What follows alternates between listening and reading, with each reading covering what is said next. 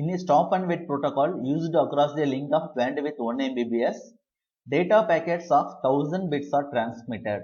The round trip time for a bit is 20 ms. The link utilization is dash.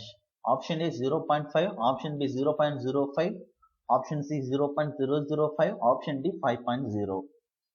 So இங்க வந்து என்ன சொல்லியிருக்காங்க அப்படின்னா ஸ்டாப் அண்ட் வெயிட் ப்ரோட்டோகால் அப்படின்னு சொல்லியிருக்காங்க. ஸோ ஸ்டாப் அண்ட் வெயிட் ப்ரோட்டோகால்னா என்ன அப்படின்னா டெக்னிக்கல் டேர்ம், சரிங்களா?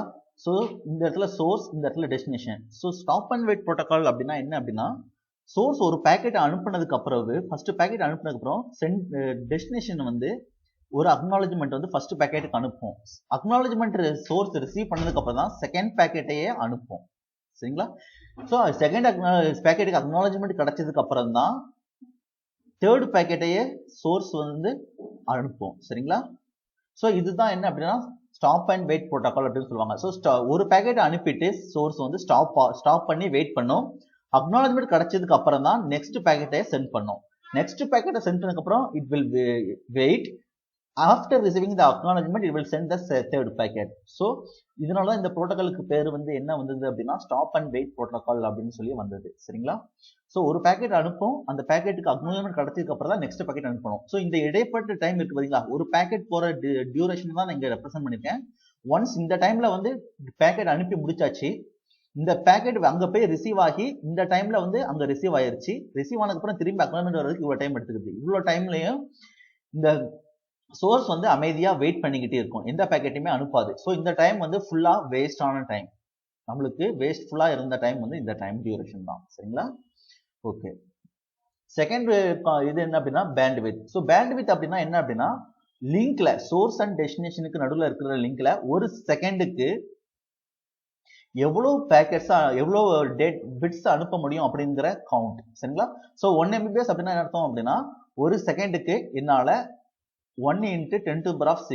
m அப்படின்னா என்னன்னு எடுத்துக்கிடணும், ஜஸ்ட் 10⁶ எடுத்துக்கணும், சரிங்களா?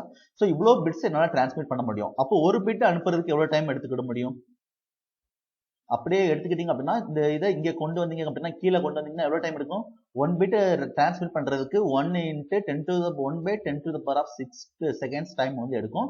இதை மேல கொண்டு போனோம் அப்படின்னா 10⁻⁶ மேல அப்போ கொண்டு வந்தோம், நியூமரேட்டர்ல கொண்டு வந்தோம் அப்படின்னா 10⁻⁻⁶ செகண்ட்ஸ் வந்து ஆகும்.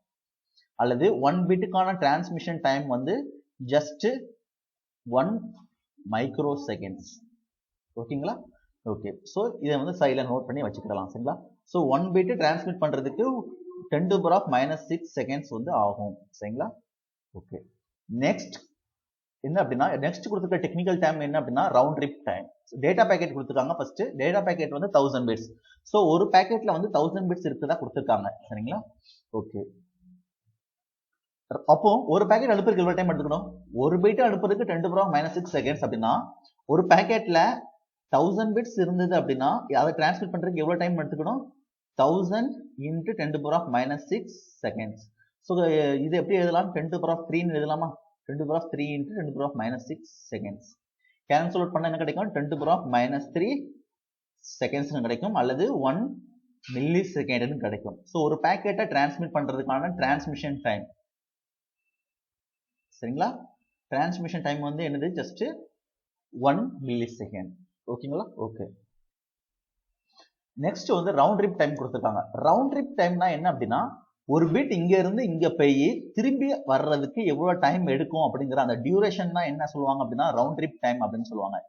ஸோ நார்மலா பாத்தீங்கன்னா சோர்ஸ் டு டெஸ்டினேஷன் அப்படின்னு எடுத்துக்கிட்டோம் அப்படின்னா ஒரு பிட் வந்து இங்க இருந்து இங்க போய் சேர்றதுக்கு எடுத்துக்கிற டைமை வந்து ப்ராபகேஷன் டிலே அப்படின்னு சொல்லுவாங்க. ஒரு பிட் வந்து சோர்ஸ்ல இருந்து டெஸ்டினேஷனை போய் ரீச் பண்றதுக்கு எடுத்துக்கிற டைம் வந்து ப்ராபகேஷன் டிலே அப்படின்னு சொல்லுவாங்க.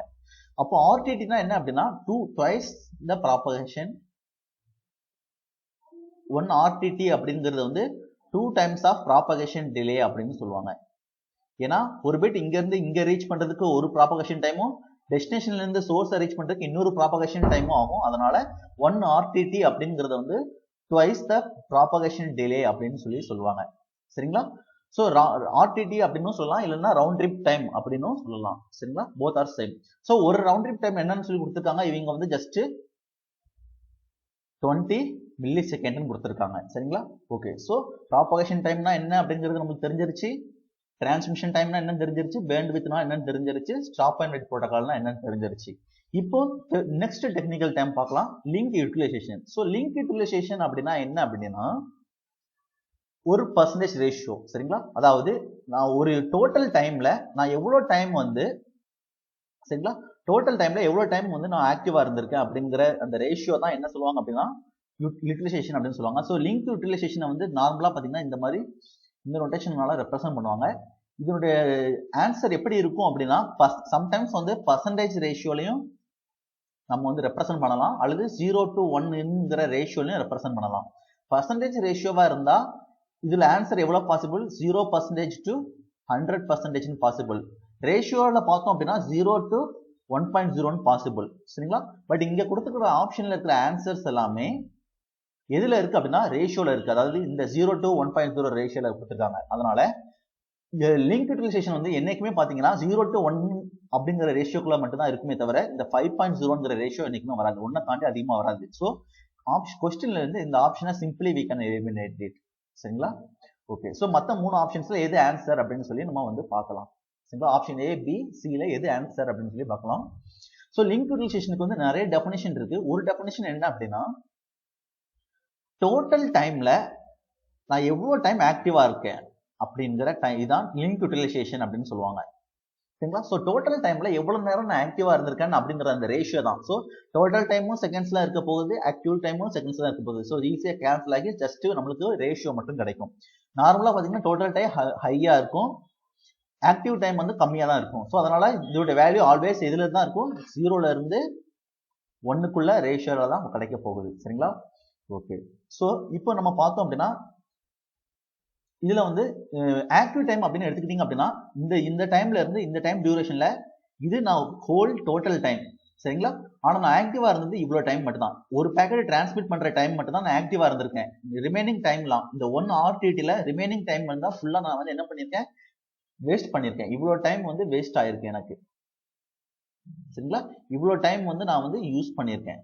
ஸோ அப்போ டோட்டல் டைம் என்னது, வேஸ்ட் பண்ண டைம் பிளஸ் யூஸ் பண்ண டைம், அந்த டியூரேஷன் டிவைட் மேல என்ன பண்ணது, ஆக்டிவா இருந்தது யூஸ் பண்ண டைம். ஸோ அப்படி எழுதுறதா எப்படி எழுதலாம் அப்படின்னா 1 RTTல நான் எவ்வளவு டைம் டிரான்ஸ்மிட் பண்ணிருக்கேன், ஒரு பேக்கெட்டை டிரான்ஸ்மிட் பண்ணிருக்கேன். இதுதான் என்னுடைய ஃபார்முலாவா நான் எடுத்துக்கிடலாம். சரிங்களா, ஸோ அதான் இங்க எழுதியிருக்கேன். லிங்க் யூட்டிலைசேஷன் வந்து 1 பேக்கெட் டிரான்ஸ்மிட் ஆகிறதுக்கான டைம், 1 பேக்கெட் டிரான்ஸ்மிஷன் டைம், 1 பேக்கெட்னு எழுதக்கூடாது, 1 பேக்கெட் டிரான்ஸ்மிஷன் டைம் அப்படின்னு சொல்லி எழுதணும். divided by 1 RTTக்கான டைம். ஸோ 1 பேக்கெட் டிரான்ஸ்மிட் பண்றதுக்கு எவ்வளவு டைம் எடுக்கும், 1 மில்லி செகண்ட். ஸோ அதுதான் இங்க எலாபரேட்டா எழுதியிருக்கேன். ஸோ இதுல ஆன்சர் என்ன வரும் அப்படின்னா 1 மில்லி செகண்ட்னு வரும், கீழே 20 மில்லி செகண்ட்ஸ் வந்து இருக்கு.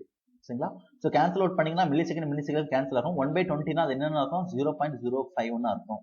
So answer is b is 0.05. சரிங்களா, ஸோ இந்த மாதிரியும் கொஸ்டினை வந்து சால்வ் பண்ணலாம். இன்னொரு ஃபார்முலா இதே இதுக்கு நம்மளுக்கு தேவை ரேஷியோ தான். ஸோ யூட்டிலைசேஷன் அப்படின்னா என்ன அப்படின்னா டோட்டல் டைம்ல நான் எவ்வளவு நேரம் ஆக்டிவா இருந்திருக்கேன்